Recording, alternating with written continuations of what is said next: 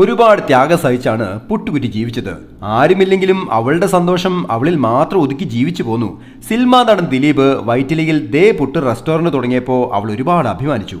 വായി നോക്കിയായി ഗ്യാസ് കുറ്റി അവളെ പ്രപ്പോസ് ചെയ്തെങ്കിലും ആ തടിയനെ ഇഷ്ടമല്ലെന്നവൾ മുഖത്ത് നോക്കി പറഞ്ഞു.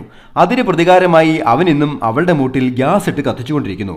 മൂട്ടിൽ തീ കത്തുമ്പോൾ അവൾ ആരോടും പരാതി പറഞ്ഞിട്ടില്ല. വെന്താവി പറക്കുമ്പോൾ കുക്കറിനെ പോലെ തനിക്കും വിസിലില്ലല്ലോ എന്നോർത്ത് അസൂയപ്പെട്ടിട്ടില്ല.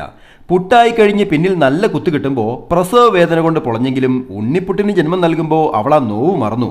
പക്ഷേ താൻ വെന്ത് പ്രസവിച്ച പുട്ടിനെ ഓർത്ത് മാത്രം അവൾ ഒരുപാട് നൊന്തു.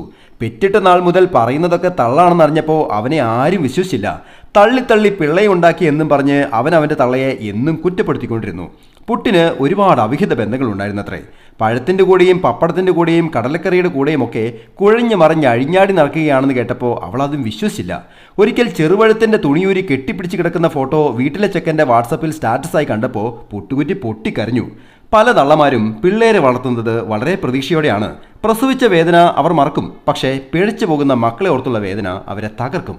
അരുത് മക്കളെ അരുത്. Happy drawing, Saneesh Divakaran.